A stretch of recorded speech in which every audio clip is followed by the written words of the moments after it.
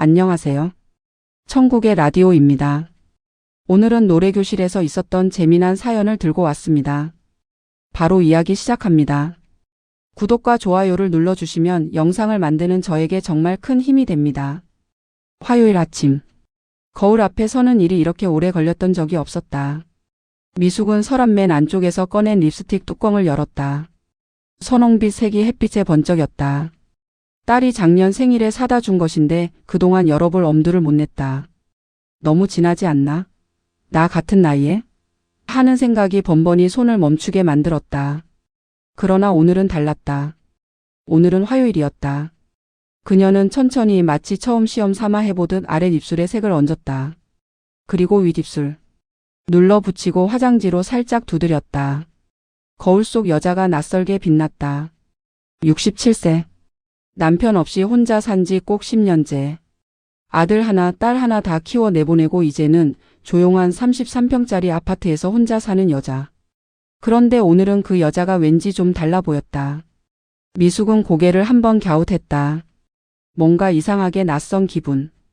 그러나 나쁘지 않은 낯설미였다. 마치 오래 입지 않던 옷을 꺼냈는데 생각보다 잘 어울리는 것 같은 그런 기분. 그녀가 오늘 가는 곳은 동네 문화센터 노래교실이다. 수강료는 한 달에 10,000원. 60세 이상 경로우대 할인가. 일주일에 딱 한 번 화요일 오전 10시부터 12시까지. 2시간.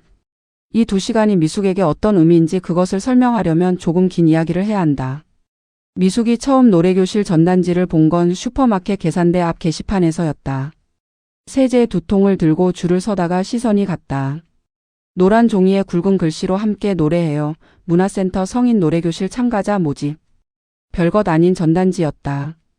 그런데 미숙은 그것을 보는 순간 왜인지 가슴 한 군데가 아릿하게 당겼다. 노래.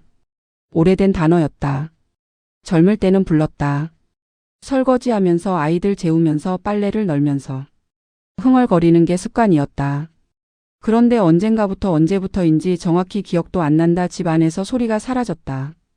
남편이 아프기 시작하면서부터였을까? 아니면 아이들이 크면서 조용히 해달라고 하기 시작하면서였을까? 어쩌면 그냥 살다 보니 그렇게 된 것인지도. 미숙은 전단지를 찢어서 지갑에 넣었다. 아무한테도 말하지 않았다. 그리고 사흘을 망설이다 혼자 등록했다. 첫날 그녀는 30분이나 일찍 도착해서 문화센터 앞 벤치에 앉아 기다렸다. 괜히 왔나 싶은 마음과 빨리 들어가고 싶은 마음이 번갈아가며 밀려들었다. 그러다 여자들이 하나둘씩 오기 시작했는데 다들 차려입고 왔다. 목에 스카프를 두른 사람, 귀걸이를 달고 온 사람, 머리를 새로 파마한 사람. 평균 나이 60 중반쯤 되어 보이는 여자들이 하나같이 오늘 어디 좋은데 가는 표정이었다. 미숙은 그 광경을 보면서 처음으로 마음이 좀 풀렸다. 아, 다들 나처럼 그러는구나. 교실은 생각보다 넓었다. 구청 건물 4층 무용 연습실로도 쓰이는 공간인지 한쪽 벽이 전부 거울이었다. 접이식 의자가 5줄로 늘어서 있고 앞쪽에 전자 피아노와 마이크 스탠드. 여자들이 우르르 몰려 들어와 자리를 잡았다. 50명 가까이 되었다. 미숙은 살짝 뒤쪽에 앉았다. 강사는 김선아 씨라는 40 중반의 여자였다. 목소리가 맑고 에너지가 넘쳤다. 첫 곡을 아침 이슬로 시작했는데 피아노 전주가 흘러나오자마자 미숙의 눈에서 갑자기 눈물이 차올랐다. 이유를 모르겠었다. 그냥 차올랐다. 노래가 시작되자 50명의 여자들이 일제히 입을 열었다. 그 순간의 울림을 미숙은 나중에 딸에게 이렇게 설명했다. 파도 같더라고. 내 목소리가 거기 섞이는데 나 혼자가 아닌 것 같고. 뭔가 되게 크고 든든한 것 속에 내가 들어간 것 같은 기분이랄까. 딸은 잘 모르겠다는 표정으로 고개를 끄덕였지만 미숙은 그 감각을 정확히 기억하고 있었다. 가슴 한복판에 오래 박혀있던 뭔가가 남편 사별 이후로, 아니 어쩌면 훨씬 더 오래전부터 쌓여있던 뭔가가 노래 한 소절에 조금씩 녹아내렸다. 2시간이 어떻게 지났는지 몰랐다. 교실이 끝나고 나오는 길에 옆에 앉았던 순자가 말을 걸었다. 처음이죠. 얼굴 처음 보는 것 같아서요. 순자는 쾌활하고 목소리가 큰 여자였다. 65세의 남편은 있는데 있으나 많아라고 스스로 말했다. 그 뒤를 따라 나온 정분이는 58세로 교실에서 제일 어렸고 항상 무릎에 수건을 얹고 앉아있는 태순 씨는 72이었다. 이 세 사람이 나중에 미숙의 단짝이 된다. 밥 드셨어요? 같이 가요. 근처에 순두부 잘하는 데 있거든요. 미숙이 머뭇거리자 순자가 팔을 잡아당겼다. 이제 우리 식구예요. 그 한마디가 이상하게 따뜻했다. 화요일의 리듬. 그로부터 2달이 지났다. 미숙의 화요일에는 리듬이 생겼다. 월요일 밤엔 뭘 입을지 생각한다. 화요일 아침엔 머리를 손본다. 노래교실에 가서 2시간을 목청껏 지른다. 끝나고 순자, 정분, 태순과 밥을 먹거나 커피를 마신다. 오후에 집에 돌아오면 목이 약간 쉬어 있다. 그 느낌이 좋다. 소리를 질렀다는 증거. 내가 살아있다는 증거. 평생 조용히 살았다. 어릴 때도 얌전하다는 소리를 들었고 결혼하고 나서는 더했다. 남편이 까다로운 사람은 아니었지만 워낙 과묵해서 그 옆에서 미숙도 점점 말수가 줄었다. 아이들이 태어나고는 아이들 맞추느라 바빴고 남편이 아프고 나서는 그때부터는 감정을 입 밖에 낼 여유 자체가 없었다. 남편 떠나고 처음 1년 동안은 거의 집에만 있었다.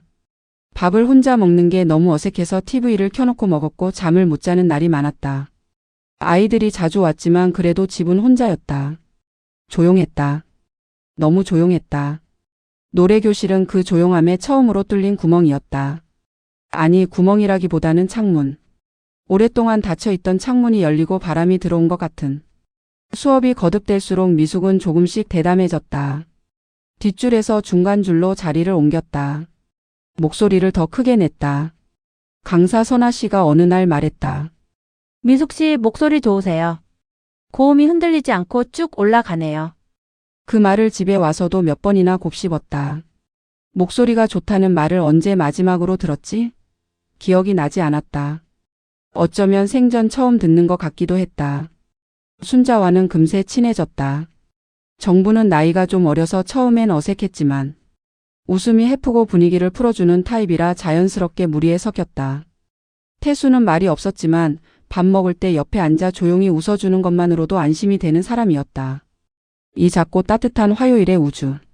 미숙은 이것을 잃고 싶지 않았다. 그렇게 생각할 즈음이었다. 향미가 나타난 것은 10시 5분. 수업이 시작되고 나서 5분이 지났을 때 문이 열렸다. 뒤쪽 문이었다. 경첩이 약간 낡은 탓에 끼익 소리가 났다. 강사 선아 씨가 피아노 앞에서 시선을 올렸다. 앞줄에 앉은 사람들이 고개를 돌렸다. 미숙도 돌렸다. 들어온 여자를 미숙은 그날 이후로도 오랫동안 기억한다. 아니, 잊으려고 해도 잊히지 않는다. 키는 보통이었다. 체형은 유독 가늘었다. 뼈대만 남은 것처럼 마른 몸에 진한 화장을 하고 손목에서 빛이 났다. 금팔찌가 2개, 3개 미숙이 세어봤을 땐 한쪽 손에만 4개였고 반대쪽에도 비슷했다. 반지는 굳이 셀 필요도 없이 손마디마다 올라와 있었다. 그 가느다란 손이 무게를 견디는 게 신기할 지경이었다. 얼마나 무거울까 하고 미숙은 생각했다. 저 손이 밥을 먹을 때도 저러고 있을까? 설거지를 할 때도, 잠을 잘 때도. 황금이 손목을 짓누르는 채로 하루를 보낸다는 것이 왠지 편해 보이지 않았다. 얼굴은 어떻게 표현해야 할까? 평소 표정이 전혀 없어 보이는 얼굴이었다. 웃는데 눈이 안 따라 웃었고 피부는 팽팽하되 너무 팽팽해서 부자연스러웠다. 입술은 도드라지게 두꺼웠다. 지렁이가 2마리 기어다니는 것 같다는 생각이 순간 스쳐 지나갔고 미숙은 그 생각을 한 자신한테 다시 뜨끔했다. 귀 뒤쪽에는 머리카락이 뭔가를 가리듯 내려와 있었는데 고개를 돌릴 때 잠깐 보인 것은 희미한 봉합 흉터처럼 보였다. 얼마 남지 않은 머리숱으로 가리려 해도 완전히 가려지지 않는 작은 주름진 흉터. 아, 안면 거상한 수술 자국 같은데. 미숙은 생각했다. 선풍기 아줌마. 그리고 바로 그 생각을 한 자신에게 뜨끔했다. 남 외모 가지고 그런 생각을 하면 안 되지. 그런데 어쩔 수 없이 그 생각이 먼저 왔다. 여자는 태연하게 빈 의자를 찾아 자리를 잡았다. 마치 원래 여기 속한 사람인 것처럼. 처음 온 사람 특유의 쭈뼛거림이 전혀 없었다. 가방을 의자 아래에 내려놓고 등을 꼿꼿이 세우고 무릎 위에 손을 올려놓았다. 그 손이 또 반짝였다. 수업이 끝나고 나서 강사 선아 씨가 소개했다. 오늘 새로 오신 분이 계세요. 향미 씨, 한마디 해주실래요? 여자가 자리에서 일어섰다. 부드럽게 웃으며 말했다. 안녕하세요. 이향미예요. 잘 부탁드려요. 목소리는 예상 밖으로 낮고 차분했다. 과하게 높지 않고 또박또박했다. 미숙 옆에서 순자가 작게 중얼거렸다. 저분 처음 보는 얼굴이네. 새로 이사 왔나? 미숙은 대답하지 않았다. 그냥 뭔가 찜찜한 기분만 남았다. 딱히 이유를 댈 수 없는 그냥 특정 사람이 공간에 들어왔을 때 느껴지는 그런 미세한 불편함. 마치 날씨가 바뀌기 전에 관절이 먼저 아파오는 것처럼. 두 번째 만남은 그 다음 주 화요일이었다. 수업이 끝나고 미숙과 순자, 정분, 태순이 늘 가는 순두부 집으로 향하려는데 향미가 다가왔다. 어디 가세요? 저도 같이 가도 될까요?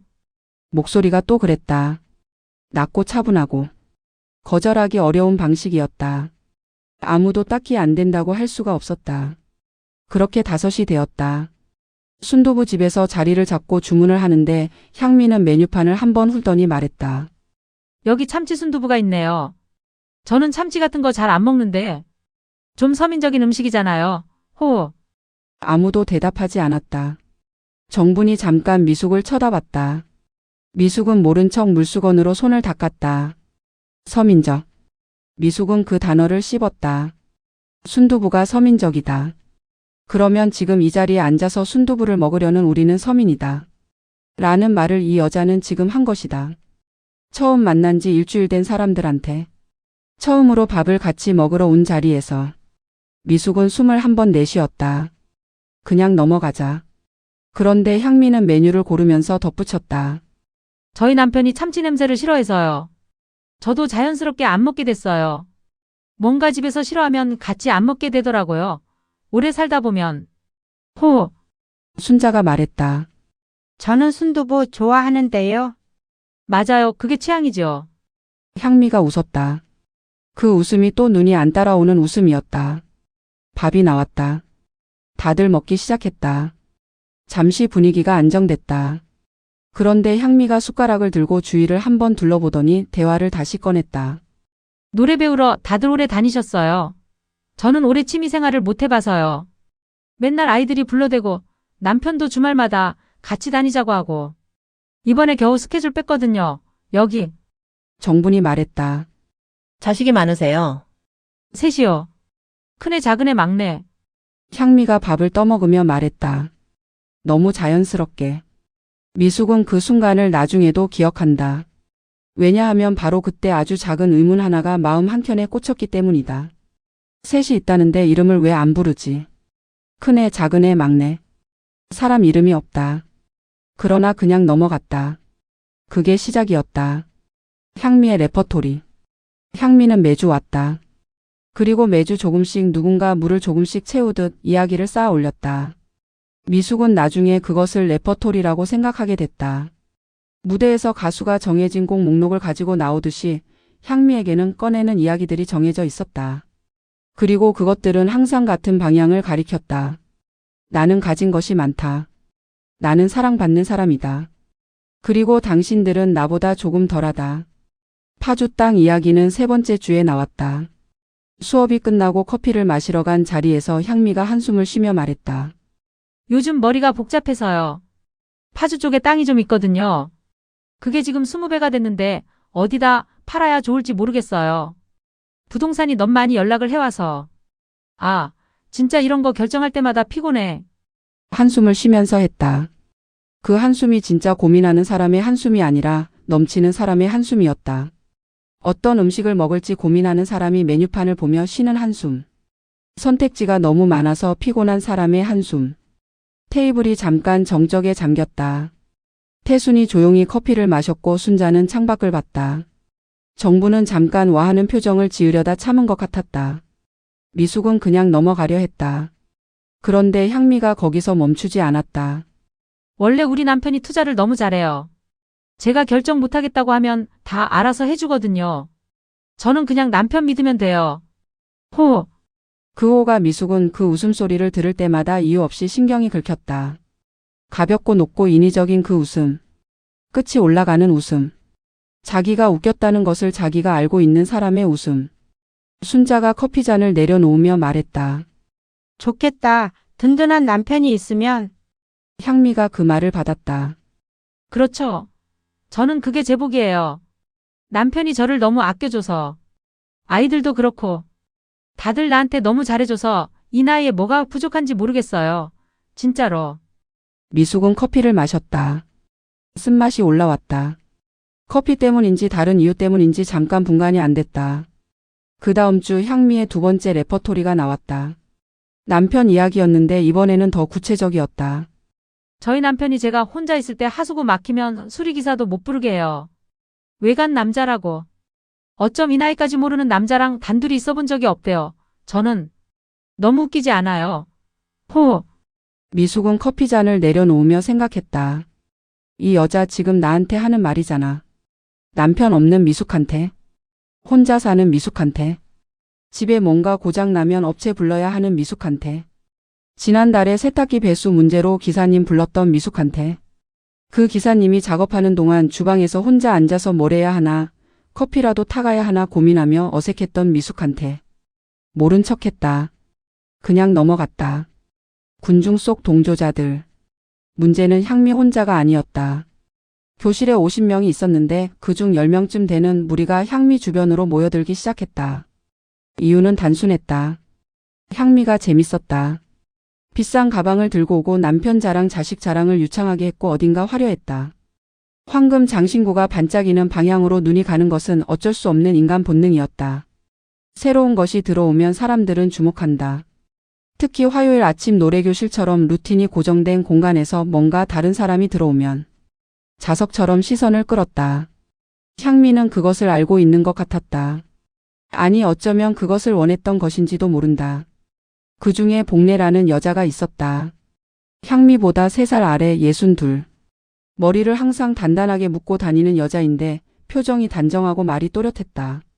처음 볼 때는 꽤 합리적인 사람처럼 보였다. 그런데 향미 이야기에 가장 잘 맞장구를 쳤다. 맞아요. 역시 부부가 알콩달콩 살아야 해요. 어머, 남편분이 그렇게 자상하세요. 부러워라. 파주요. 요즘 파주가 많이 올랐다고 하던데. 복례는 향미 말에 항상 한 박자 빠르게 반응했다. 너무 빠른 나머지 진심인지 습관인지 구분이 안 될 정도였다. 또 한 명 말숙이라는 여자는 매번 향미 옆자리에 앉았다. 딱히 영리한 사람은 아니었지만 분위기에 민감했고 강한 쪽으로 빠르게 붙는 타입이었다. 말숙은 직접 뭔가를 말하기보다 잘 웃었다. 호하고 웃는 향미 옆에서 말숙도 호했다. 그래서 둘이 나란히 있으면 이상하게 성량이 2배가 됐다. 이 두 사람이 향미의 자연스러운 추임새 부대가 되었다. 그 둘이 있으면 향미의 이야기는 더 활기를 띠었다. 마치 청중을 확보한 배우처럼.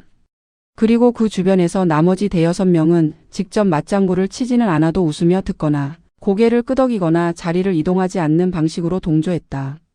미숙은 그것을 바라보면서 생각했다. 저 사람들이 나쁜 건가? 그냥 재밌으니까 듣는 건가? 아니면 향미가 화려하니까 옆에 있으면 자기도 뭔가 올라가는 것 같아서 그러는 건가? 모르겠다. 사람 마음이 원래 그런 것인지도. 그런데 그 무리가 커질수록 수업 끝나고 함께 밥 먹는 자리에서 향미의 이야기는 더 길어지고 더 세졌다. 거울 앞에서 관객이 없으면 혼자 연습하다가 관객이 생기면 공연을 시작하는 것처럼. 어느 날 수업 후 밥집 자리에서 향미가 이야기를 꺼냈다. 이번에 큰애 생일 때 저한테 선물을 뭘 가져왔는지 알아요? 백화점 상품권을 이만큼 가져왔는데 저는 오히려 너무 많다고 돌려보냈어요. 부모한테 이렇게 해줘도 되나 싶어서요. 복례가 탄성을 질렀다. 어머, 어떤 분이 자식한테 돌려줘요. 맞아요. 자식이 주는 거 그냥 받아야지. 말숙이 끼어들었다. 향미가 겸손한 척 웃었다. 아니 뭐, 저는요. 자식들이 이렇게 잘 크고 잘해주는 게 보람이지 선물이 뭐가 중요해요. 저는요. 서로 사랑하는 가족, 그거면 좋게요. 뭐, 구디구디 제 주머니에 끼워 넣어줘서 모른 척 받기는 했지만요. 또 거절만 하면 가족끼리 정 없잖아요. 나 이거 상품권 언제 다 쓰나 몰라요. 남편이 저한테 잘하니까 자식들까지. 호. 그게 제 인생 전부예요. 미숙은 그날 집에 와서 아들 재호한테 전화를 걸었다. 아들, 엄마가 좀 이상한 소리 하는 것 같아도 그냥 들어줘. 왜요? 무슨 일이에요, 엄마? 아니 그냥. 요즘 노래교실에 좀 이상한 사람이 왔어. 이상한 사람이요? 미숙은 잠깐 망설이다 말했다. 응. 근데 내가 이상한 건지 그 사람이 이상한 건지 잘 모르겠어. 아들이 전화 너머에서 잠깐 침묵했다가 웃었다. 엄마가 이상한 건 아닌데요. 제가 보기엔. 야, 넌 뭘 알아? 엄마가 이상한 사람이면 저는 어떻게 이렇게 멀쩡히 컸겠어요. 미숙이 코웃음을 쳤다. 그러나 전화를 끊고 나서도 찜찜함은 사라지지 않았다. 오히려 조금 더 가라앉았다. 독화살은 조용히 날아온다. 5번째 주 커피숍 자리에서 일이 생겼다. 화재가 우연히 혼자 사는 것으로 흘렀다. 정분이 먼저 꺼냈다. 요즘 새벽에 잠이 안 온다고 혼자 자는 게 심심하다고. 정분은 이혼한 지 7년이 됐다. 이야기를 꺼내는 것이 부담스럽지 않을 만큼 무리와 친해졌다고 생각했던 것이다. 그러자 향미가 말했다. 혼자 자세요. 외롭지 않으세요? 정분이 얼버무렸다. 뭐 익숙해졌죠. 그래도요. 향미가 고개를 살짝 기울이며 말했다. 걱정하는 표정이었다. 적어도 표정은. 저는 상상이 안 돼요. 옆에 남편이 없으면 어떻게 자나 싶어서. 저는 그게 없으면 잠을 못 잘 것 같아요. 정분이 웃어 넘겼다. 그러나 향미의 시선이 이번에는 미숙에게 왔다. 미숙 씨는요? 오래 혼자 사셨다고 했죠? 밤에 많이 무서우시겠다. 목소리는 다정했다. 표정도 걱정하는 것처럼 보였다. 그런데 미숙은 그 순간 아랫배 어딘가가 차갑게 가라앉는 것을 느꼈다. 이 여자 지금 나를 걱정하는 게 아니야. 아니요. 편해서 좋아요. 미숙이 짧게 대답했다. 그렇군요. 향미가 말했다. 그 말 속에 실망 같은 게 있었다. 자기가 원하는 반응이 안 나와서 생긴 작은 실망. 그래도 집 고장 나거나 하면 어떻게 해요? 제가 아는 분은 보일러 터졌는데 도움 청할 사람이 없어서 얼마나 고생을 하셨는지. 혼자 사시는 분들 그런 게 너무 힘드시잖아요. 진짜로. 그 말이 끝나고 테이블이 잠깐 어색해졌다. 복례가 맞아요 하고 끼어들었고 말숙은 고개를 끄덕였다. 순자가 끼어들었다. 에이, 요즘 어플로 다 불러요. 남편 없어도 돼요. 그런 거. 미숙은 순자가 고마웠다. 그러나 향미는 웃으며 말했다. 그렇죠 뭐. 요즘 세상이 그러니까요. 호. 그 호에는 아무것도 없었다. 그냥 공기처럼 지나쳤다. 그런데 미숙의 귀에는 그 웃음 뒤에 한 줄이 더 들린 것 같았다. 그게 참 안 됐다는 거죠. 미숙은 커피를 다 마셨다. 컵을 내려놓으면서 결심했다. 앞으로 이 여자 말에 반응하지 않는다. 대꾸하지 않는다. 그게 최선이다. 그 결심은 2주쯤 유지됐다. 6번째 주 향미는 자식 이야기를 더 발전시켰다. 이번 주말에 큰애가 불렀는데 작은애도 와서요. 둘이서 서로 엄마 먼저 모시겠다고 싸웠어요. 주말마다 이러니 저도 좀 피곤해요. 솔직히. 효도 경쟁이 붙어버려서. 호. 복례가 탄성을 질렀다. 말숙이 따라 웃었다. 정분이 말했다. 자식들이 그렇게 효성이 지극하면 좋겠다. 향미가 겸손하게 고개를 흔들며 말했다. 저도 과분하다고 생각해요. 근데 이겨 엄마가 어떻게 키우느냐에 달려있는 거잖아요. 저는 항상 자식들한테 사랑을 먼저 줬거든요. 그게 돌아오는 거예요. 결국은. 미숙은 그때 생각했다. 이 여자 자식이 셋이랬지. 큰애 둘 막내. 그리고 그 다음 순간 알아챘다. 셋이 모이는 이야기가 한 번도 나온 적이 없다. 항상 큰애 작은 애였다. 셋이 함께 모인 자리는 단 한 번도. 큰애 이름은 뭔지 작은애 이름은 막내 이름은 한 번도 나온 적이 없었다. 미숙은 그 사실을 마음 한켠에 저장해 두었다. 아직은 그냥 메모 수준으로. 그리고 또 한 가지. 향미가 자식 이야기를 할 때 얼굴이 환해지지 않았다. 자식 이야기를 하는 사람의 얼굴은 보통 달라진다. 더 말랑해지거나 웃음이 더 진해지거나 눈빛이 살짝 흐물거리거나. 그런데 향미는 자식 이야기를 하면서도 표정이 그냥 그대로였다. 무대 위에 배우가 대사를 치는 얼굴이었다. 7번째 주 수업이 끝나고 밥을 먹는 자리에서 성형 이야기가 나왔다. 어디서 그 화제가 나왔냐 하면 정분이 피부과 이야기를 꺼낸 것이 발단이었다. 쌍꺼풀 수술을 고민한다는 이야기. 딸이 해보라고 부추긴다고. 이 나이에 그래도 되나 싶어서요. 순자가 웃었다. 왜요? 그게 뭐 나이가 있어요. 하고 싶으면 하는 거지. 맞아요. 복례가 동의했다. 그러다 말숙이 향미 쪽을 보며 말했다. 향미 씨는 피부가 진짜 깔끔하시더라. 뭔가 관리하세요? 향미가 손으로 뺨을 살짝 만지며 말했다. 저요. 저는 따로 하는 건 없어요. 물만 잘 마시고요. 원래 피부가 좋은 편이에요. 타고나게. 그러다 누군가 성형도 하신 거 아니에요? 하고 물었다. 농담처럼 가볍게. 향미가 웃으며 말했다. 저요. 저는 수술대 근처에도 가본 적 없어요. 이게 다 자연 피부예요. 호. 다들 리프팅이다, 뭐다 하던데 난 무서워서 그런 거 못하겠더라. 그게 노력한다고 되나요? 타고나야지. 그 순간 미숙의 입이 움직이려 했다. 귀 옆에 있는 건 뭔데? 그 말이 혀끝까지 올라왔다. 누가 봐도 찢어서 땡긴 건데. 입술 두께가 저게 타고난 거냐? 얼굴 살이 저렇게 당겨지는 게 자연적으로 가능하냐? 귀 뒤에 박혀 있는 그 희미한 흉터가 보이지 않냐? 그러나 삼켰다. 아직은 아니었다. 그런데 그 말을 삼키는 순간 미숙의 마음속 어딘가에서 분노가 아주 조금 더 쌓였다. 참는 것이 쌓이는 것과 같다는 것을 미숙은 오래전부터 알고 있었다. 평생 참아온 사람이니까. 8번째 주에 접어들자 교실 안의 분위기가 미묘하게 달라지기 시작했다. 미숙은 그것을 처음에는 눈치채지 못했다. 그런데 수업 중에 줄을 서서 마이크를 잡는 순서가 있었는데 어느 날부터인가 향미가 선아 씨 바로 옆에 서 있는 경우가 많아졌다. 말을 많이 걸었다. 수업 내용에 대해, 오늘 부른 노래에 대해, 다음에 배울 곡에 대해. 선아 씨는 성격이 밝고 누구에게든 친절했으므로 그 말들에 잘 대꾸해줬다. 그러자 복내 그룹이 그 주변으로 모이기 시작했다. 선아 씨와 가까운 사람이 향미이니 향미 옆에 있는 것이 어떤 식으로든 유리하다는 감각이 생긴 것이다. 그것은 말로 표현되지 않았다. 그냥 그렇게 됐다. 미숙은 어느 날 수업 끝나고 혼자 화장실을 가다가 복도에서 복례와 마주쳤다. 복례가 웃으며 말했다. 미숙 씨 오늘도 노래 잘하셨어요. 감사해요. 향미 씨도 잘하시더라고요. 처음엔 좀 어색했는데 점점 좋아지는 것 같아요. 미숙은 고개를 끄덕이고 지나쳤다. 그냥 그 이야기였다. 아무것도 아닌 이야기였다. 그런데 왜인지 그날 집에 오는 길이 좀 더 고단했다. 9번째 주에 미숙이 순자한테 털어놨다. 커피숍에서 둘만 잠깐 남은 자리에서. 정분과 태순이 먼저 자리를 뜬 뒤. 순자야, 나 그 향미 씨 때문에 좀 스트레스 받는 것 같아. 순자가 커피잔을 내려놓으며 말했다. 그러니까 나도 그 사람 말할 때마다 뭔가 기분이 좀 이상해. 이상한 게 맞지? 내가 이상한 게 아니라? 미숙아, 순자가 똑바로 봤다.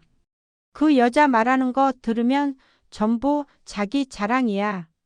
그리고 그 자랑이 항상 다른 사람을 좀 낮추는 방향이잖아. 나도 느껴. 근데 너한테 더 그러는 것 같더라. 그렇지? 응.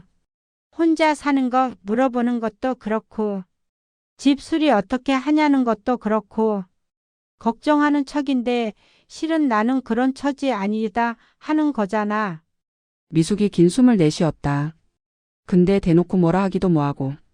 순자가 웃었다. 어떻게 하긴. 그냥 무시해. 말 안 섞으면 돼. 미숙도 웃었다. 그러면 되는 거야. 근데 같이 밥을 먹으러 가잖아. 안 가면 되지, 같이. 안 가면 또 뭐라 할 것 같고. 둘이 잠깐 눈을 마주치고 동시에 웃음을 터뜨렸다.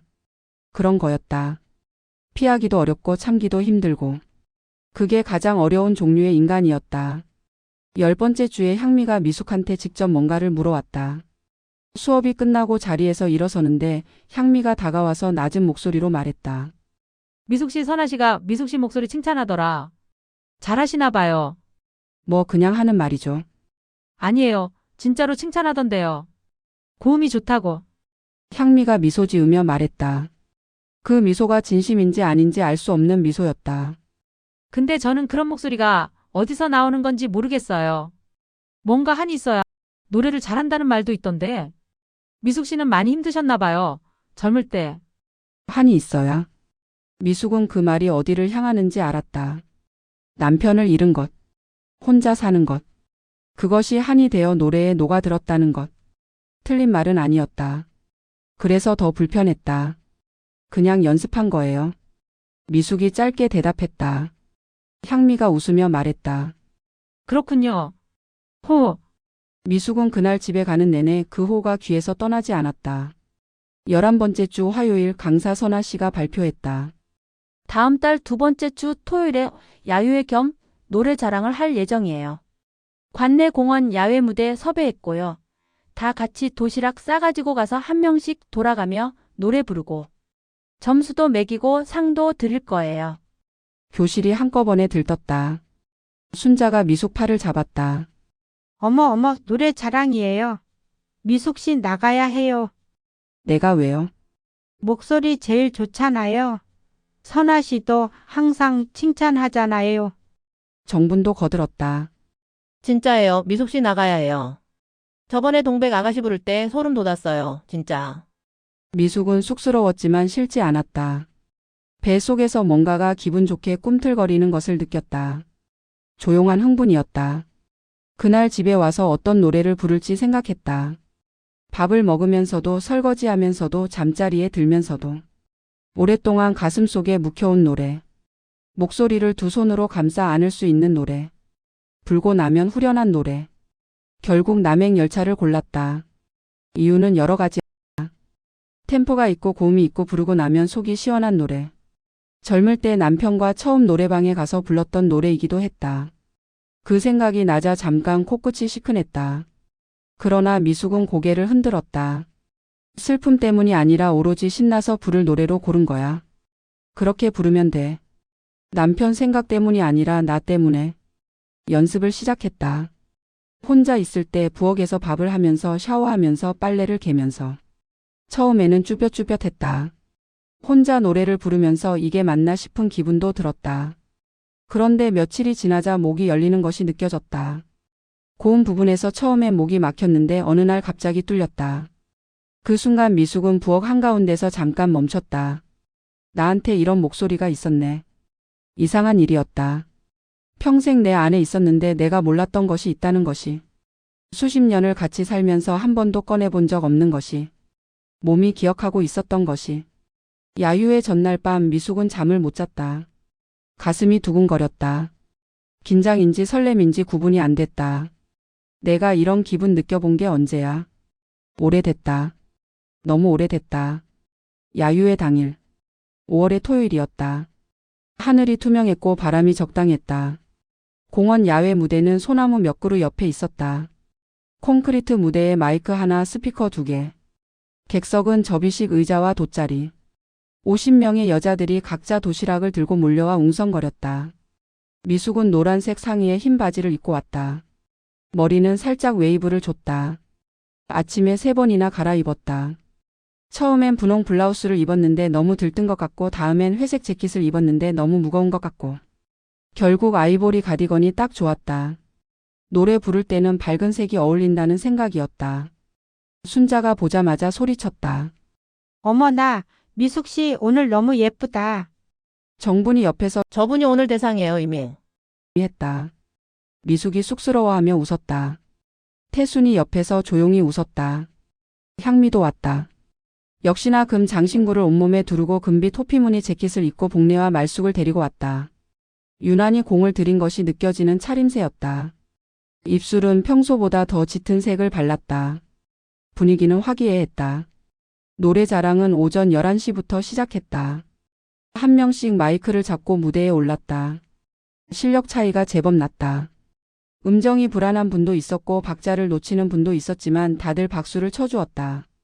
야외라서 소리가 시원하게 퍼졌다. 5월 바람이 노래를 실어 소나무 위로 올라갔다. 중간에 태순이 나갔다. 오동동 타령을 불렀는데 음정이 한두 군데 흔들렸지만 박수를 받았다. 태순이 내려오면서 무릎을 두드리며 웃었다. 그 얼굴이 참 환했다. 정분이 나가서 찔레꽃을 불렀다. 감정을 잘 실어 불렀다. 박수가 따뜻하게 나왔다. 순자는 산타 루치아를 불렀다. 뜬금없는 선곡이었는데 워낙 목청이 좋아서 웃음과 함께 큰 박수가 나왔다. 순자가 내려오며 나 잘 불렀지? 했다. 다들 웃었다. 향미도 나갔다. 진또배기를 불렀다. 음정은 그럭저럭 맞았지만 감정이 없었다. 기술은 있는데 뭔가 비어있는 목소리였다. 노래를 노래처럼 부르지 않고 단어를 단어로 읽는 것 같은 느낌. 복례와 말숙이 제일 크게 박수를 쳤고 주변 몇 명도 따라 쳤다. 향미가 내려오며 빙긋 웃었다. 만족하는 것 같았다. 미숙의 차례가 왔다. 이름이 불리는 순간 다리가 살짝 떨렸다. 아침에 잠을 못 자고 두근거렸던 것이 그대로 몸에 남아 있었다. 무대로 올라가는 계단 3칸이 왜 이렇게 높은지. 마이크를 잡는 손이 차가웠다. 스피커에서 전주가 흘렀다. 그 순간 신기하게도 다리 떨림이 멈췄다. 몸이 먼저 알았다. 이 노래다. 이 박자다. 연습하면서 수백 번 들었던 전주. 몸이 기억하고 있었다. 첫 소절이 나오는 순간 청중이 조용해졌다. 미숙의 목소리는 낮게 시작해서 점점 올라갔다. 연습했던 대로가 아니라 그냥 나왔다. 몸이 기억하는 대로. 가슴이 원하는 대로. 고음이 하늘로 치솟는 부분에서 여기저기서 탄성이 나왔다. 미숙은 노래하면서 생각하지 않았다. 생각이 끊어졌다. 그냥 소리가 났다. 몸 안에서 나오는 소리가 자기 것인지 확인할 겨를도 없이 나왔다. 평생 눌러온 것들이 남편 보내고 혼자 앉아 밥 먹던 날들이 아이들 재우고 혼자 울었던 밤들이 그리고 화요일 아침마다 립스틱을 바르면서 느꼈던 그 조용한 기대감이 전부 그 목소리에 섞였다. 노래가 끝났다. 박수가 쏟아졌다. 50명이 한꺼번에 치는 박수가 공원 전체에 퍼졌다. 소나무 위 새들이 놀라 날아갔다. 순자가 자리에서 일어나 손을 흔들었다. 정부는 손을 입에 모으고 소리쳤다. 태수는 눈가를 닦았다. 조용한 태순이 눈가를 닦는 것을 미숙은 무대에서 봤다. 미숙은 무대에서 내려오면서 눈물이 차오르는 것을 느꼈다. 울지 않으려고 눈을 크게 뜨고 숨을 참았다. 이 기분이 뭐지? 해방이었다. 오직 그 단어만이 맞았다. 결정적인 순간. 점수 집계 결과가 나왔다. 강사 선아 씨가 봉투를 건네며 말했다. 대상이에요, 미숙 씨. 진짜 잘 부르셨어요. 봉투 안에는 상품권 5만 원이 들어 있었다. 금액의 문제가 아니었다. 그것이 대상이라는 두 글자였다. 살면서 뭔가에서 1등을 해본 기억이 언제였더라. 있었나? 미숙은 기억이 나지 않았다. 음식 잘한다는 칭찬은 들었다. 애들 잘 키웠다는 말도 들었다. 그런데 그것들은 미숙이 잘했다가 아니라 아이들 엄마가 잘했다는 말이었다. 오늘 이건 달랐다. 미숙 씨가 노래를 가장 잘 불렀다. 순자와 정분과 태순이 달려들어 축하를 해주었다. 다른 아주머니들도 축하 인사를 건넸다. 미숙은 볼이 빨개져서 연신 에이 뭐료를 반복했는데 그 말이 나오는 동안에도 가슴속에 무언가가 가득 차오르는 것이 느껴졌다. 잠깐이었다. 그 잠깐이. 향미가 다가왔다. 복례와 말쑥을 뒤에 달고 입가에 미소를 띠고 그 부드럽고 낮은 목소리로 미숙 씨 축하해요. 감사해요. 미숙이 짧게 대답했다. 향미가 고개를 살짝 기울이며 말했다. 천천히. 또박또박. 근데 있잖아요. 원래 과부가 노래를 잘한대요. 애절한 게 있어서. 저는 워낙 남편 사랑이 넘치다 보니 그 애절함이 좀 부족한가 봐요. 호. 정적. 미숙은 한 박자 멈췄다. 아까 무대에서 느꼈던 그 해방감이 그 뜨겁고 환했던 것이 순식간에 차갑게 식는 것을 느꼈다. 마치 뜨거운 여름날에 누군가 등 뒤에서 얼음물을 붓는 것 같은. 그 차가움이 등을 타고 내려가 발끝까지 닿는 것 같은. 과부. 그 단어 하나가 지금까지 쌓인 것들과 합쳐졌다. 서민적인 음식. 밤에 외롭지 않냐는 것. 혼자 집수리는 어떻게 하냐는 것. 한이 있어야 노래를 잘한다는 것. 그 모든 것이 지금 이 한마디와 연결되어 미숙의 가슴 어딘가에서 무언가가 끊어졌다. 끊어지는 소리가 들리는 것 같았다. 주위가 조용해진 것 같았다. 실제로는 여전히 공원에 사람들이 웅성거리고 스피커에서 다음 참가자 음악이 흐르고 있었겠지만 미숙의 귀에는 아무것도 들어오지 않았다. 그녀의 입이 열렸다. 야. 향미가 눈을 깜빡였다. 무슨 말인지 이해하지 못한 것처럼. 야 이년아. 네가 내가 과부 되는데 보태준 거 있냐. 그 말이 나오는 순간 20m 반경의 공기가 바뀌었다. 복례가 굳었다. 말숙이 입을 벌렸다. 주변에 있던 아주머니들이 일제히 고개를 돌렸다. 다음 순서를 기다리며 무대 옆에 서 있던 사람들도 고개를 돌렸다. 잠깐 음악이 그 소리를 다 덮었다. 그러나 미숙의 목소리는 음악보다 컸다. 향미의 얼굴에서 미소가 사라졌다. 부드럽고 낮고 침착하던 그 표정 아래에 있던 것이 드러났다. 차갑고 단단한 무언가가. 그 무언가가 무엇인지는 나중에야 알게 된다. 무슨 소리예요, 그게? 향미의 목소리에서도 당황스러움이 묻어나왔다. 무슨 소리냐고? 방금 나보고 과부라 애절해서 잘한다며. 아주 뚫린 주둥아리라고 뱉으면 다 말이야? 너 오늘 잘 걸렸다. 미숙은 자신이 한 걸음 앞으로 나간 것을 나중에야 알았다. 향미의 머리채를 움켜쥐었다. 향미가 뿌리쳤지만 그동안 억눌렸던 한이 내 손끝에 응축되어 있었는지 놓아지지가 않았다. 미숙이 향미의 팔을 잡았다. 향미가 소리를 질렀다. 사람 살려. 어머 니년이 그렇게 단정한 척, 고상한 척 다 하는 게 꼴값이지. 너는 뭐 구관하기냐? 아이거나. 힘은 더럽게 세가지고. 두 사람이 엉켰다. 순자가 가장 먼저 달려들었다. 미숙아, 순자가 미숙의 허리를 잡아당겼다. 뒤에서 누군가가 향미를 잡았다. 복내가 향미 씨, 하며 당겼다. 정부는 왜 이래요? 이러지들 말어 제발. 하며 손을 내저었다. 3분쯤 되는 짧은 격투였다. 그러나 거기 있던 50명 모두가 3분간 이들을 지켜보았다. 둘이 겨우 떨어졌지만 미숙의 손에는 향미의 머리칼이 한 움큼 쥐어져 있었다. 미숙은 순자에게 끌려 옆으로 비켜서며 숨을 몰아쉬었다. 손이 떨렸다. 심장이 쿵쿵거렸다. 그런데 이상하게 울지 않았다. 눈물이 오지 않았다. 그냥 화가 났다. 50년 가까이 참아온 것들이 오늘 이 공원에서 터진 것이다. 조용히 살아온 시간들이, 말하지 않고 삼킨 말들이 손을 내밀어도 받아주지 않는 것 같은 막막함이 전부 2, 3분의 격투에 담겼다. 향미는 복례와 말숙에게 끌려 저쪽으로 갔다. 가면서 미숙을 한번 돌아봤다. 그 눈빛이 적대적이었지만 그 아래에 뭔가 다른 것이 있었다. 겁먹은 것 같은, 당황한 것 같은. 미숙은 그것을 보지 못했다. 아직은. 야유회는 거기서 어수선하게 마무리됐다. 돌아오는 버스 안에서 순자가 미숙 손을 꼭 잡았다. 아무 말도 하지 않았다. 그 침묵이 고마웠다. 말을 많이 하는 순자가 침묵을 택했다는 것은 그것이 최선의 위로라는 것을 알고 있다는 뜻이었다. 정부는 내내 향미 욕을 속삭였다. 뭐 과부라서 상을 탔다고. 그냥 샘나면 샘난다고 하지. 인간이 베베 꼬여가지고. 그런 말이 어디서 나와요. 진짜 제정신이 아닌 거잖아요. 축하해줄 자리에서 그런 말을 어떻게 해요. 그게 사람이에요. 시 조용히 해. 순자가 정분을 제지했다. 아 진짜 화가 나서요. 태수는 조용히 옆에 앉아 있었다. 그러다 내릴 역에서 일어서며 미숙의 어깨를 한 번 두드렸다. 그것뿐이었다. 그것으로 충분했다. 집에 와서 미숙은 오래 거울을 바라봤다. 아침에 립스틱을 바를 때와 같은 거울. 같은 얼굴. 그런데 지금 거울 속 얼굴은 아침에 그것과 달랐다. 더 씁쓸하고 더 지쳐있고 그런데 어딘가 이상하게 더 선명했다. 나는 이제 더 이상 못 참는다. 그것은 다짐이었다. 그리고 동시에 뭔가 더 있었다. 말로 표현하기 어려운 것이. 화를 낸 것에 대한 후련함이 분명히 있었는데 그 아래에 묘한 허전함이 있었다. 이겼다는 기분이 아니었다. 지쳤다는 기분도 아니었다. 그냥 뭔가를 해버린 것 같은, 그런데 그 뭔가가 완전하지 않은 것 같은.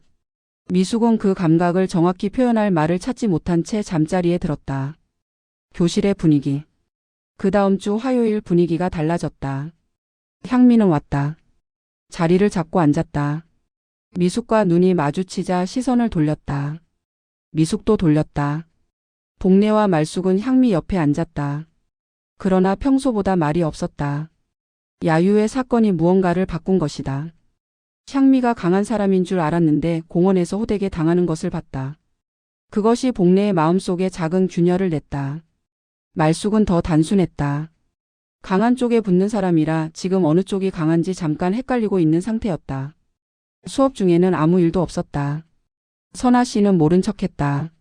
노래는 계속 흘렀다. 끝나고 밥집에서 미숙은 순자와 정분, 태순과 4명이서 앉았다. 향미 쪽을 보지 않았다. 정분이 작게 물었다. 향미 씨는요? 순자가 대답했다. 저쪽에서 복례랑 먹는 것 같아. 잠깐 침묵이 흘렀다. 태순이 밥 한 숟가락을 떠먹으며 말했다. 이 조용한 여자가 거의 처음으로 이 화제에 대해 입을 열었다. 미숙아, 잘했어. 미숙이 태순을 봤다. 나라도 가만히 안 있었어. 머리카락 잘 뜯었다. 그 말이 짧은 그 말이 얼마나 위로가 됐는지. 미숙은 밥을 먹으면서 눈시울이 살짝 붉어지는 것을 느꼈다. 울지는 않았다. 그냥 뜨거워졌다가 식었다. 그걸로 됐다. 야유의 다음 주 목요일 미숙은 자식들과 밥을 먹었다. 아들 재호와 딸 수진이 같이 왔다. 셋이서 집 근처 한정식집에 자리를 잡았다. 미숙이 좋아하는 집이었다. 두부조림이 맛있고 청국장 냄새가 구수하고 사장 아주머니가 항상 서비스를 하나씩 더 줬다. 재호는 아버지를 많이 닮았다. 과묵하고 직선적이고 자기 감정을 돌려 말하지 않았다. 직업이 공무원이었는데 공무원이 아니라 군인이었어도 잘 어울렸을 것 같은 사람이었다. 효자는 맞는데 표현이 서툴렀다. 엄마 생일에 케이크를 사오면서 엄마 나왔어요라고만 말하는 스타일. 수지는 엄마를 닮았다. 눈치가 빠르고 감정이 풍부하고 누가 말 안 해도 눈빛만으로 상대방의 마음을 읽었다. 광고 기획 일을 하는데 그 일이 잘 맞는다는 것이 대화를 할 때마다 느껴졌다. 사람을 읽는 눈이 있었다. 밥이 나오기 전에 수진이 먼저 꺼냈다. 엄마 노래교실에서 싸웠다고 했잖아요. 오빠는 이야기 들었어요. 재호가 수저를 들며 말했다. 들었죠. 대충. 대충이 아니야, 제대로 들어. 수진이 엄마 쪽을 봤다. 엄마 처음부터 얘기해봐요. 미숙이 이야기를 들려줬다. 향미가 처음 등장한 것부터 매주 자랑하는 것들, 은근한 가시 돋친 말들, 혼자 사는 건 물어본 것, 그리고 야유회에서의 그 한마디까지. 이야기를 하면서 생각보다 오래됐다는 것을 새삼 느꼈다. 2달 넘게 쌓아온 것이었다. 그런 분이 있어요? 그리고 잠깐 생각하더니 덧붙였다. 정신 나간 거 아닌가요? 수진이 더 격렬했다. 엄마 그 사람이 과부라서 노래 잘한다고 했어요. 진짜로요? 응. 와, 수진의 눈에 불이 켜졌다. 진짜 어디서 그런 말을 그 사람이 뭐가 얼마나 잘났다고. 남편이 있으면 뭐가 달라요. 그 남편이 무슨 왕이에요. 야, 목소리 낮춰. 재호가 주변을 흘끗 봤다. 낮출 수가 없잖아요. 수진이 목소리를 약간 낮추며 계속했다. 완전 미친 분이시네. 엄마 그 사람 마음 쓰지 마세요. 그런 말 하는 사람이 정상이 아닌 거예요. 그 사람 문제가 있는 거지 엄마가 잘못한 게 뭐가 있어요. 재호가 엄마에게 말했다. 엄마, 노래교실 계속 나가야 해요. 그 사람 때문에 그만두면 안 돼요. 그게 더 지는 거예요. 미숙이 웃었다. 알아. 나도 안 그만둬. 잘 부르셨어요? 대상 받으셨다고요. 재호가 뭔가 자랑스러워하는 표정으로 말했다. 응, 잘 불렀어. 그러면 됐어요. 수진이 말했다. 오빠 저랑 효도 경쟁 같은 건 안 하거든요, 엄마. 그건 뭐? 자식들이 부모 사랑하는 마음을 경쟁이라고 표현하는 것도 저급해요. 저는 있는 그대로 저희 하고픈 대로 엄마 사랑하는 거고요. 저는 그냥 사실 말씀드리는 거예요. 재호가 웃었다. 경쟁은 무슨. 나 그냥 내 할 거예요. 미숙이 두 아이를 번갈아 봤다. 야. 미숙이 딸을 바라봤다. 너희 둘 있는 거면 충분해. 됐어. 그 말에 수진이 잠깐 입을 다물었다. 눈가가 살짝 빨개졌다. 아, 이 아이는 엄마를 너무 닮았다. 셋이서 잠깐 웃었다. 음식이 나왔다. 두부조림이 미숙 앞에 올려졌다. 재호가 엄마 밥그릇에 반찬을 올려줬고 수진은 물을 따라줬다. 셋이서 먹는 밥. 별거 아닌 것 같은데 이게 얼마나 귀한 것인지 미숙은 그날 다시 한번 느꼈다. 나는 혼자가 아니야. 그리고 이것이 향미가 그토록 자랑하던 것이기도 했다. 자식들이 잘해주는 것. 밥을 같이 먹는 것. 서로의 안부를 묻는 것. 미숙에게 그것은 자랑이 아니라 일상이었다. 그냥 당연한 것이었다. 당연한 것이 사실은 얼마나 귀한 것인가를 그것이 없는 사람이 있을 때 비로소 실감한다. 아직 그것은 몰랐다. 밥을 먹으면서는. 밥을 다 먹고 나왔을 때 오후 2시쯤이었다. 5월의 오후 햇빛이 강했다. 식당 옆으로 야외 주차장이 있었다. 한정식집 주차장인데 규모가 꽤 컸다. 오래된 주차장이라 포장이 일부 깨져 있고 나무가 몇 그루 있었다. 재호가 차를 가져온 쪽이었다. 세 사람이 주차장으로 걸어 들어서는데 저쪽 구석에서 소리가 들렸다. 처음엔 잘 몰랐다. 말소리인지 아닌지. 그냥 멀리서 뭔가 들리는 것 같기도 하고. 그런데 가까워질수록 들렸다. 남자 목소리였다. 낮고 거칠었다. 이 이년아, 너 내 돈 또 어디다 떼먹었어? 남편이 아주 밖에서 뼈 빠지게 버는 거 모르고 또 명품의 성형이야. 정신 언제 차리냐? 어우, 이걸 그냥 콱. 그리고 여자의 짧은 비명. 비명이라기보다는 억눌린 소리였다. 비명을 지르면 안 된다는 것을 알고 있는 사람이 최대한 작게 내는 소리. 재호가 먼저 멈췄다. 엄마 저기. 세 사람의 시선이 동시에 주차장 구석의 SUV 뒤쪽으로 향했다. 차 한 대 뒤에 두 사람이 있었다. 남자가 여자의 팔을 잡고 있었다. 여자가 팔을 빼려 했다. 남자가 더 세게 잡더니 뺨을 때렸다. 소리가 났다. 수진이 숨을 삼켰다. 재호가 본능적으로 앞으로 나가려 했다. 그런데 그 순간 미숙의 눈이 그 여자의 얼굴을 봤다. 뺨을 맞고 고개가 돌아간 상태에서 그 여자가 미숙 쪽을 향했다. 눈이 마주쳤다. 0.5초. 그 짧은 시간 동안 미숙의 뇌가 처리한 것은 연보라색 재킷, 황금 장신구, 그리고 입술에서 배어 나오는 피. 향미였다. 미숙은 발이 멈췄다. 향미의 입술에서 피가 배어 나오고 있었다. 아랫 입술이 터진 것이었다. 광대에 이미 붉은 자국이 올라오고 있었다. 눈이 달랐다. 야유회에서의 눈이 아니었다. 차갑고 계산적이던 눈이 아니었다. 그냥 무서워하고 있었다. 겁을 먹고 있었다. 조그만 여자였다. 노래교실에서 볼 때는 몰랐는데 이렇게 작은 여자였다. 금 장신구를 달고 연보라 재킷을 입으면 커 보였던 것이다. 지금은 그냥 작고 마른 여자가 남자한테 팔을 붙잡혀 있었다. 거기 있는 것은 파주 땅 자랑을 하던 향미가 아니었다. 과부 얘기를 해서 미숙을 폭발시키던 그 향미가 아니었다. 그냥 맞고 있는 여자였다. 재호가 소리쳤다. 이봐요. 남자가 돌아봤다. 50대 중반으로 보이는 체격이 좋은 남자였다. 눈빛이 흐릿하고 불안정했다. 술을 마신 것 같지는 않았는데 그것과 무관하게 분노가 몸 전체에 차 있는 것 같았다. 날이 서 있는 사람이었다. 이유 없이 날이 서 있는 사람. 뭐야? 재호가 다가섰다. 폭행이에요. 지금. 남자가 비웃었다. 가족 일에 왜 끼어들어? 가족이라도 이러시면 안 되잖아요. 남자의 눈이 재호를 후었다. 재호가 자기보다 젊고 체격이 나쁘지 않다는 것을 계산하는 것 같았다. 그리고 그 옆에 여자 둘이 서 있는 것도. 미숙은 그때 향미를 봤다. 향미는 미숙과 눈이 마주치자 고개를 돌렸다. 창피함이었다. 그 표정에서 미숙은 뭔가를 봤다. 창피함인데 처음 당하는 창피함이 아니었다. 이미 여러 번 이런 상황에 처했고 그때마다 이렇게 고개를 돌리는 것이 익숙해진 사람의 창피함이었다. 습관적인 굴욕이랄까. 결국 남자는 재호와 잠깐 언성을 높이다 향미의 팔을 끌고 주차장을 빠져나갔다. 향미는 끌려가면서 한 번도 돌아보지 않았다. 세 사람은 한동안 그 자리에 서 있었다. 5월의 햇빛이 여전히 강했다. 공기가 좋았다. 그런데 그 좋은 공기가 어딘가 오염된 것 같은 느낌이었다. 수진이 말했다.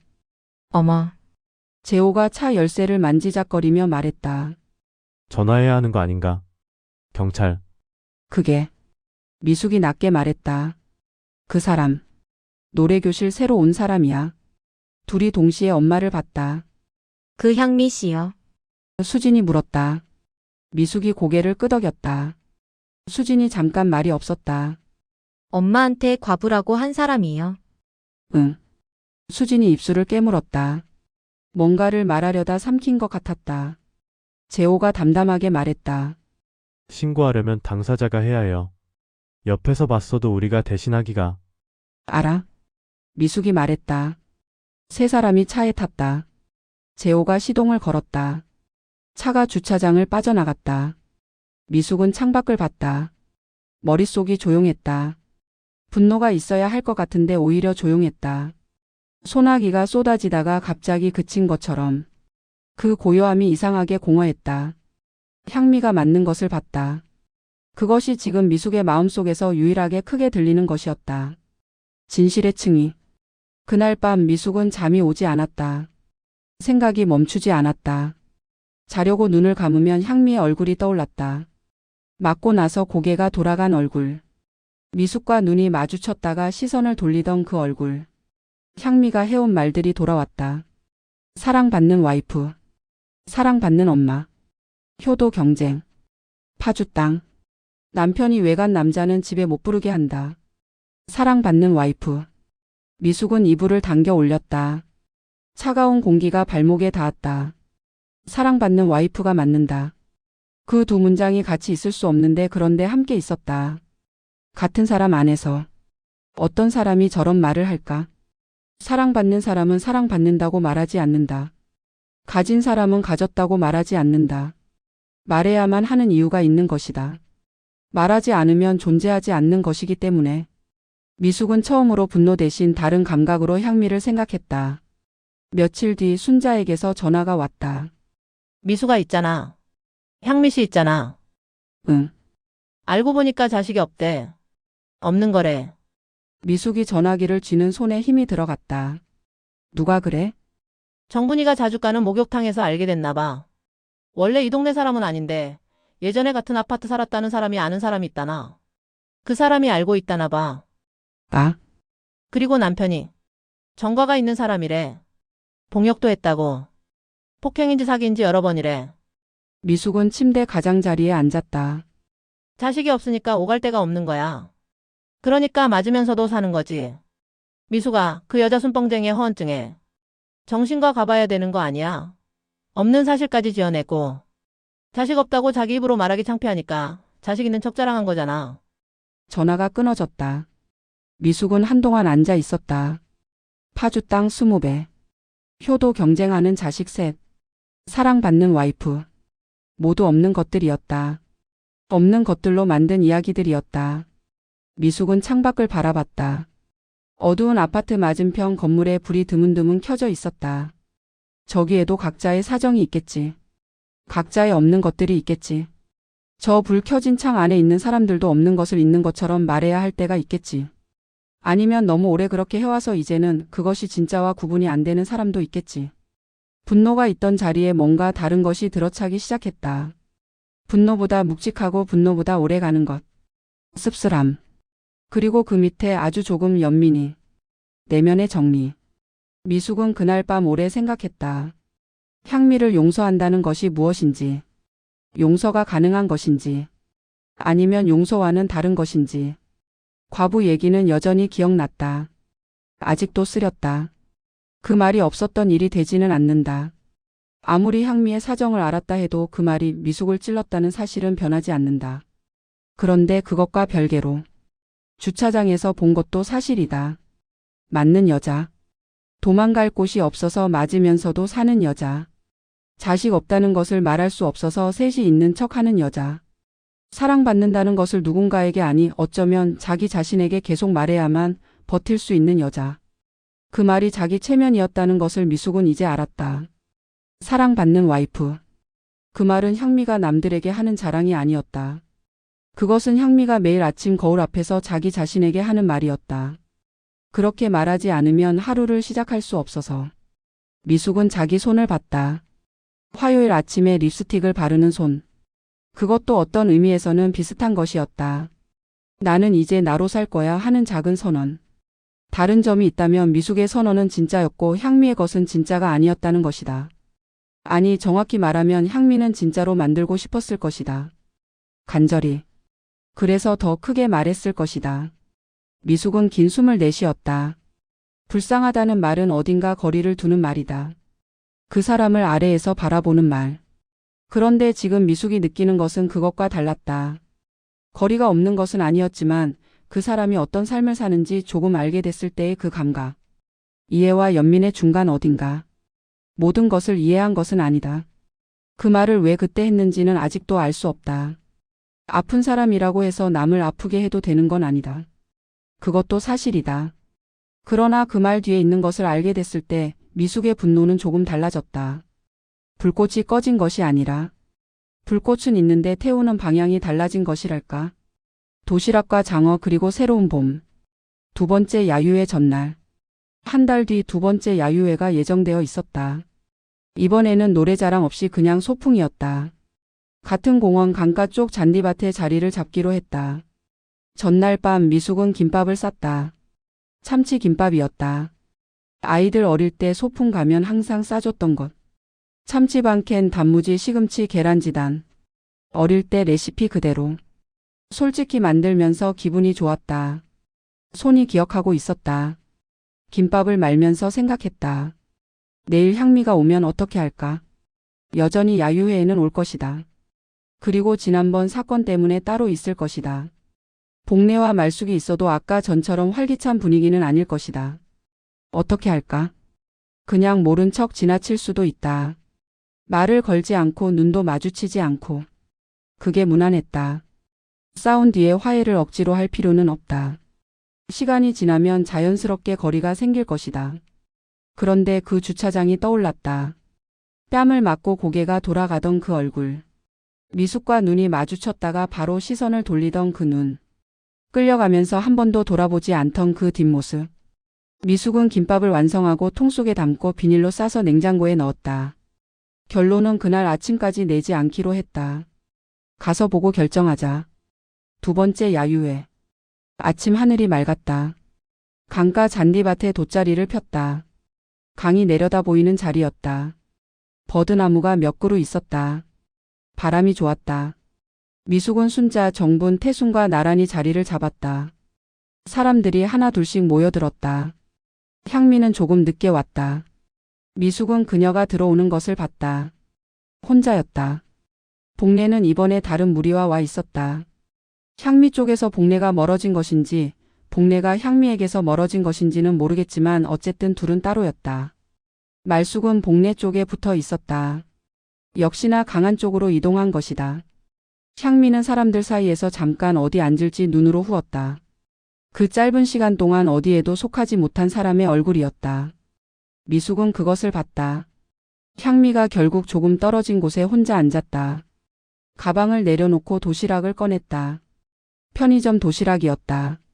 미숙은 그것을 봤다. 두부조림, 흰쌀밥, 작은 김치 조각이 담긴 투명한 용기. 한 손으로 들고 온 그것을 향미가 무릎 위에 올려놓고 비닐을 뗐다. 그 순간 미숙의 마음속에서 무언가가 움직였다. 분노인지 연민인지 아닌지. 무어라 이름 붙이기 전에 몸이 먼저 움직였다. 미숙이 자리에서 일어섰다. 순자가 눈으로 물었다. 어디가? 미숙이 눈으로 답했다. 잠깐. 순자가 향미 쪽을 봤다. 그리고 다시 미숙을 봤다. 순자는 현명한 사람이었다. 아무 말도 하지 않았다. 미숙은 향미 쪽으로 걸어갔다. 잔디밭을 가로질러 가면서 생각했다. 뭘 말하지? 뭐라고 해야 하지? 사과? 화해? 그런 거창한 말은 필요 없었다. 그냥 가면 될 것 같았다. 향미가 고개를 들었다. 미숙을 봤다. 표정이 굳었다. 도망가려는 건지 먼저 뭔가를 말해야 하는지 모르는 눈빛이었다. 한 달 전에 야유회에서의 일이 그 눈빛 속에 있었다. 사과를 해야 하는데 어떻게 해야 할지 모르는 것도 있었고 그보다 더 오래된 무언가도 있었다. 주차장을 봤다는 것을 미숙이 알고 있다는 것을 향미도 알고 있을 것이었다. 많은 것이 그 눈빛 속에 있었다. 미숙이 먼저 말했다. 향미 씨 이리 와요. 그게 전부였다. 향미가 잠깐 망설였다. 그 망설임이 꽤 길었다. 3초? 5초? 체감으로는 훨씬 더 길게 느껴졌다. 미숙은 기다렸다. 기다리면서 딴 데를 보지 않았다. 향미를 봤다. 도망가지 않고. 결국 향미가 도시락을 들고 일어섰다. 미숙 옆에 나란히 걸으며 잔디밭을 건넜다. 둘 다 아무 말도 하지 않았다. 말이 필요하지 않았다. 아니 말을 하면 뭔가가 깨질 것 같았다. 순자, 정분, 태순이 앉아있는 돗자리에 도착했다. 순자가 아무 말 없이 자리를 옆으로 비켜 앉았다. 향미 자리를 만들어줬다. 정분이 과일 접시를 앞으로 밀었다. 아무 말 없이. 태수는 식혜컵을 하나 더 꺼내 향미 앞에 놓았다. 조용하게. 향미가 그것을 봤다. 네 사람이 아무 말도 하지 않으면서 그냥 받아들이는 것을. 어서 와요 라는 말도 없이. 지난 일은 잊읍시다 라는 말도 없이. 그냥 여기 앉아요 하는 것처럼. 향미가 미숙을 봤다. 그리고 눈가가 붉어졌다. 입술이 조금 떨렸다. 고마워요. 미숙 씨, 목소리가 갈라졌다. 굵은 소리에서 얇아지는 지점에서 갈라졌다. 그 갈라지는 소리에는 그냥 고마워요가 아닌 것들이 많이 담겨 있었다. 미숙은 그것을 들었다. 아무 말도 하지 않았다.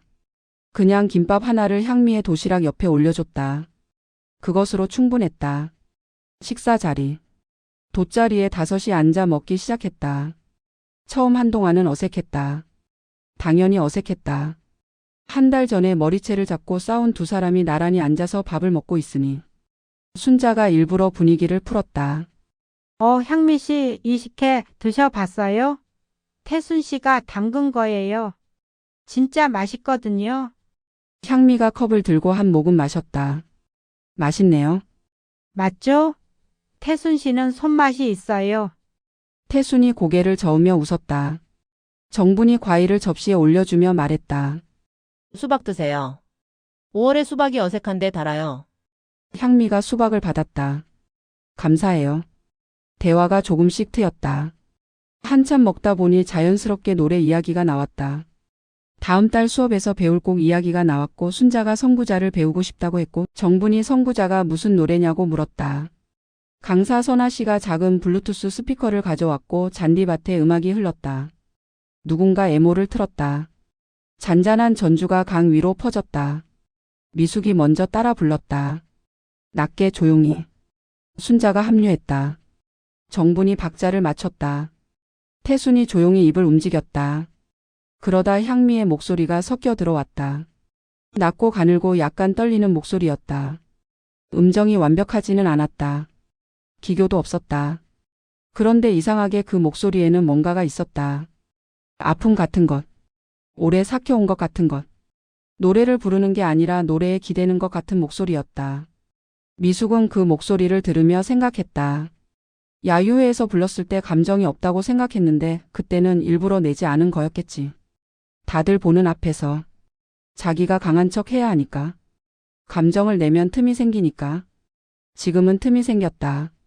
편의점 도시락을 혼자 먹으려고 앉았다가 예상하지 못했던 방향에서 이리 와요 하는 말을 들었다. 그래서 틈이 생겼다. 그 틈에서 목소리가 나오는 것이었다. 노래가 끝났다.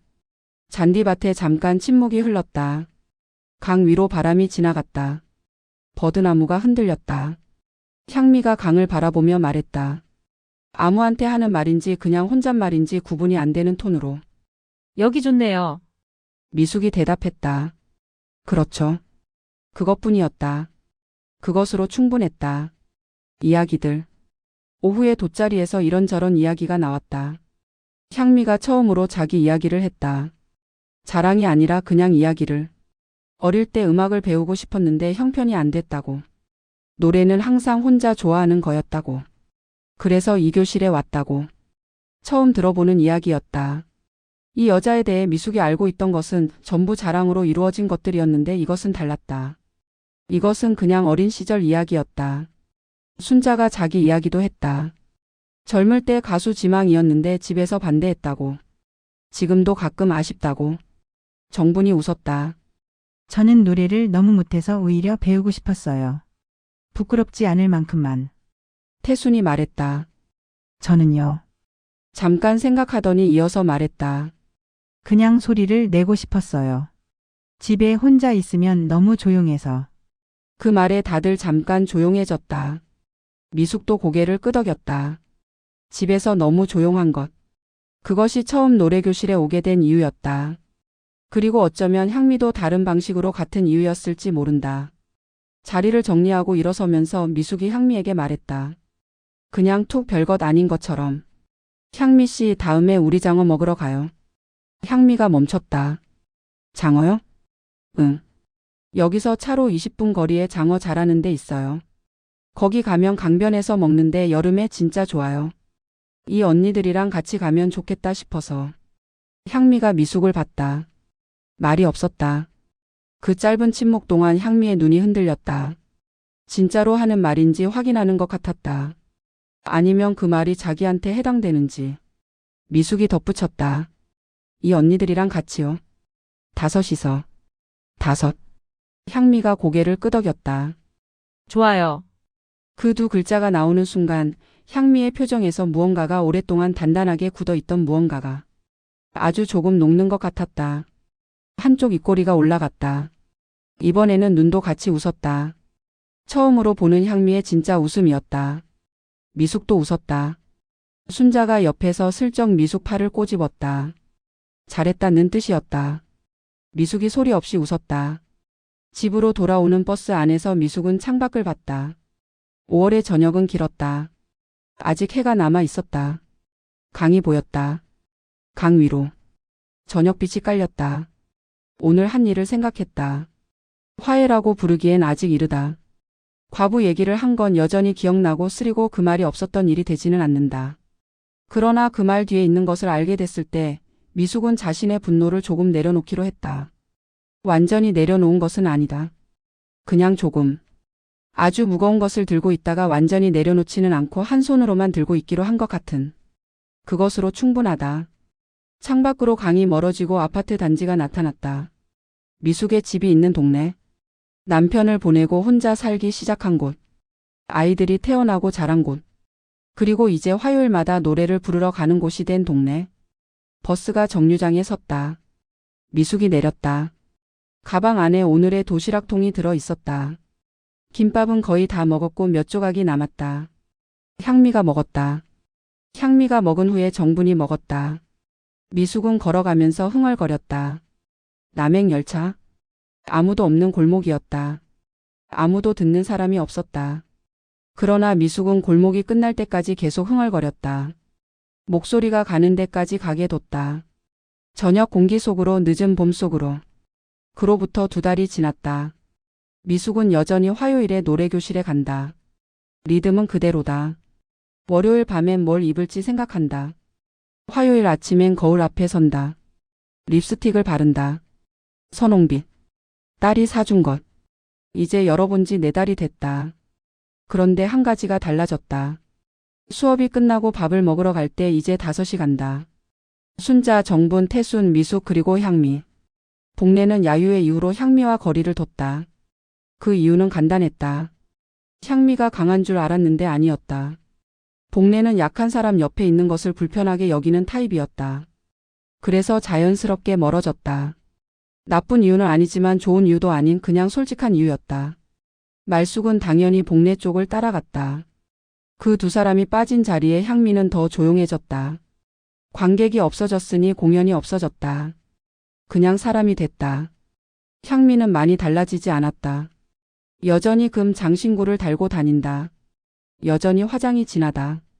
그것들이 달라지는 데는 시간이 더 필요할 것이다. 아니면 달라지지 않을 수도 있다. 그것이 그녀의 방어 방식이니까. 그러나 더 이상 없는 이야기를 자랑하지 않는다.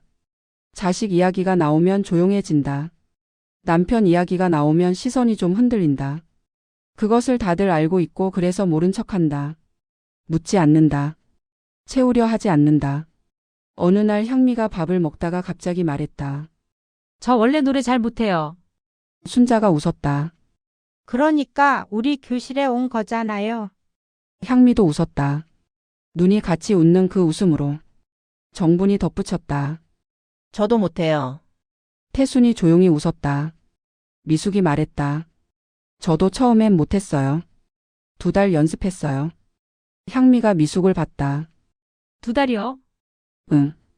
야유회 때 2달 연습한 거예요. 향미가 잠깐 뭔가를 생각하는 얼굴이었다가 고개를 끄덕였다. 저도 연습해봐야겠네요. 그럼요. 순자가 웃었다. 다음 노래자랑 때 같이 나가요? 우리. 장어집은 7월에 갔다. 강변 평상에 5이 나란히 앉아서 장어를 구웠다. 석쇠 위에서 지글거리는 소리가 났다. 연기가 피어올랐다. 해가 강 너머로 넘어가고 있었다. 강 위로 달이 떴다. 바람이 강에서 왔다. 여름이었다. 긴 낮이 조금씩 짧아지기 시작하는 7월. 그래도 오후 8시에도 노을이 남아 있었다. 정분이 소주를 한 잔 따라 주며 말했다. 오늘 날씨 너무 좋다. 순자가 장어를 쌈에 싸서 먹으며 말했다. 사람도 좋고 태순이 조용히 웃었다. 미숙은 소주를 한 모금 마셨다. 달았다. 아니, 단 게 아니라 그냥 좋았다. 달다, 쓰다, 시다 이런 말이 아니라 그냥 좋다는 말이 맞는 맛. 향미가 장어를 뒤집으면서 말했다. 나 사실 장어 좋아해요. 정분이 웃었다. 알고 봤더니 서민적이잖아요. 향미가 잠깐 표정이 굳었다가 픽 웃었다. 그러네요. 호, 그 호가 달랐다. 예전과 달랐다. 무언가를 숨기는 웃음이 아니라 그냥 웃는 웃음이었다. 조금 쑥스러운 웃음이랄까. 순자가 소주 한 잔을 더 따랐다. 우리 자주 오자. 여름에 또 오고 가을에 또 오고. 찬바람 불 때 장어가 제일 맛있거든요. 정분이 말했다. 그럼 가을에 또 오자. 다들 고개를 끄덕였다. 미숙이 그것을 들으며 강을 봤다. 달이 강에 비쳤다. 강물이 느리게 흘렀다.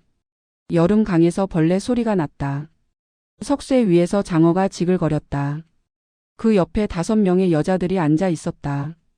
나이 합산으로 치면 300살은 넘을 것이었다. 살다 보면 이상한 일이 생긴다.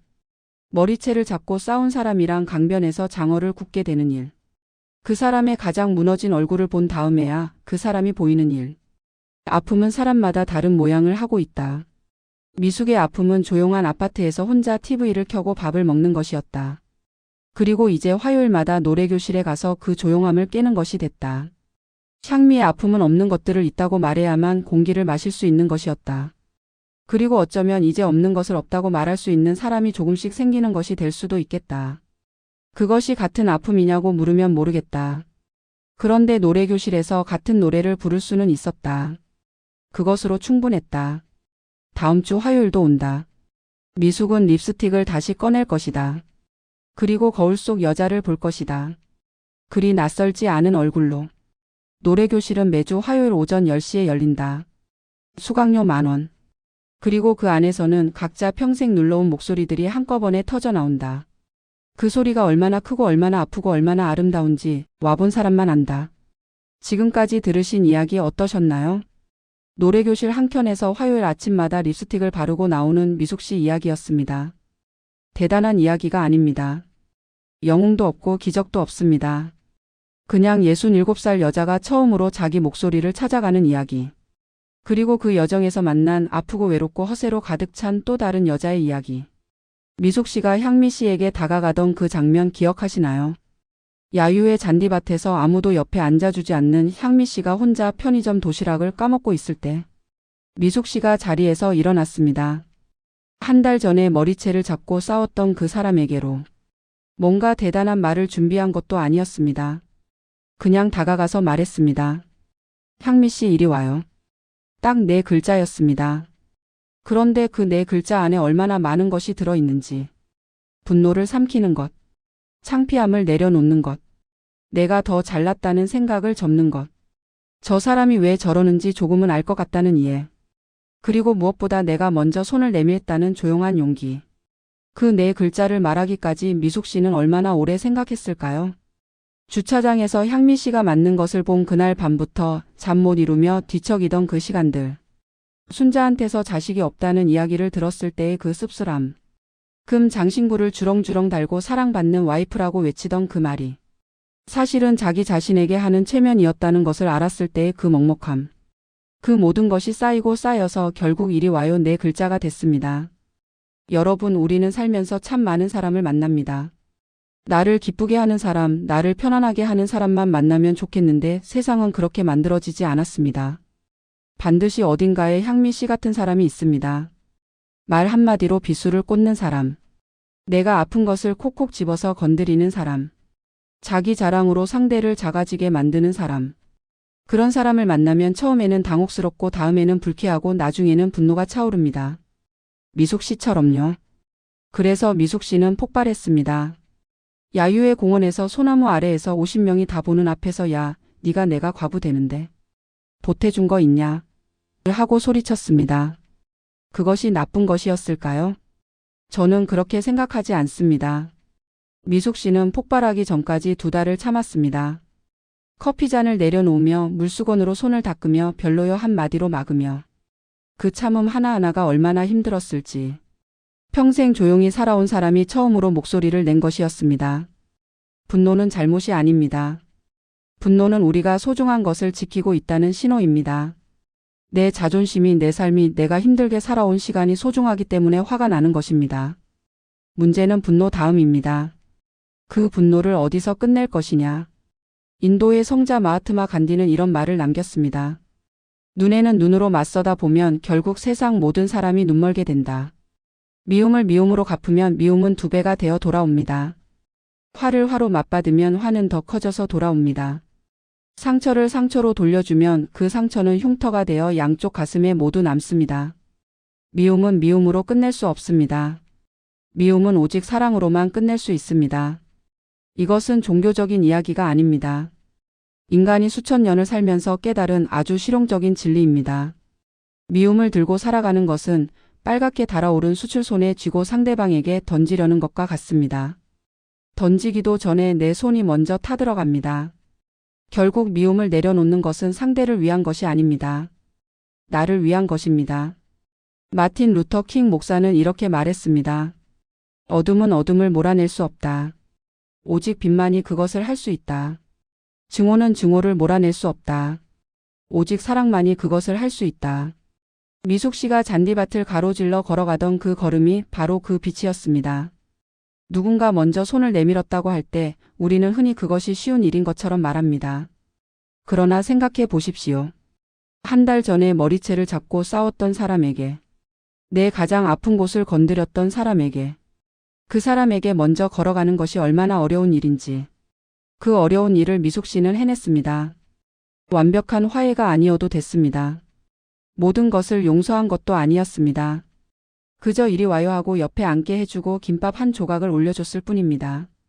그 작고 소박한 행위가 얼마나 큰 것인지를 향미 씨의 눈가가 붉어지는 것이 말해줬습니다.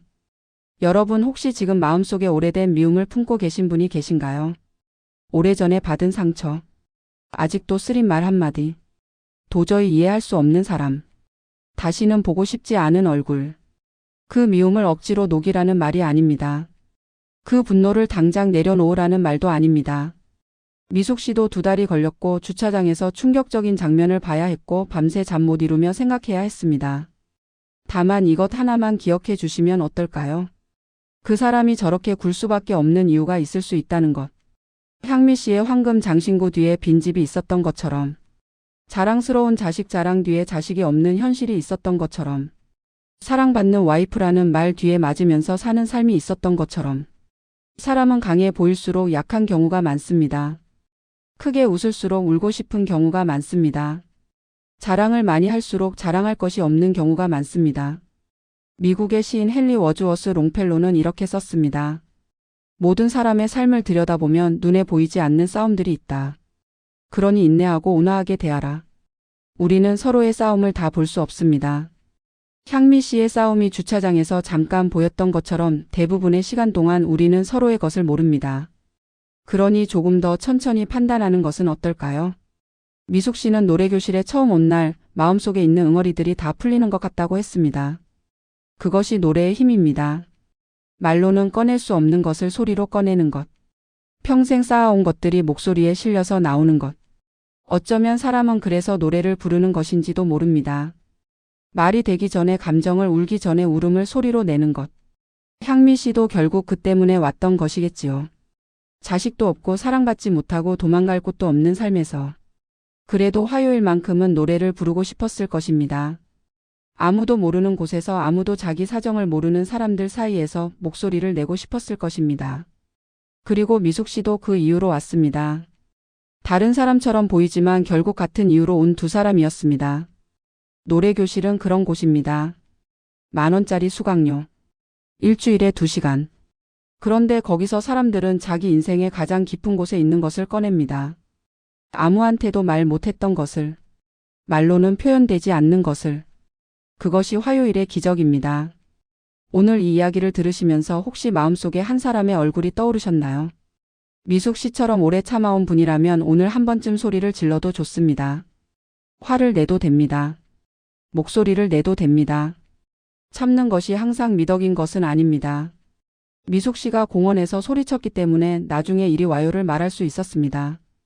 터뜨리고 나서야 담을 수 있는 것들이 있습니다. 향미 씨처럼 없는 것들을 있는 것처럼 말해온 분이라면 오늘 한 번쯤 없다고 말해도 괜찮습니다. 모른다고 힘들다고 무섭다고. 그 말을 들어줄 사람이 반드시 어딘가에 있습니다. 처음엔 보이지 않을 수 있습니다. 그런데 있습니다. 그리고 혹시 지금 어떤 향미 씨를 마음속에 두고 계신 분이라면 서두르지 않아도 됩니다. 미숙 씨도 2달이 걸렸고 충격적인 것을 하나 보고 나서야 마음이 움직였습니다.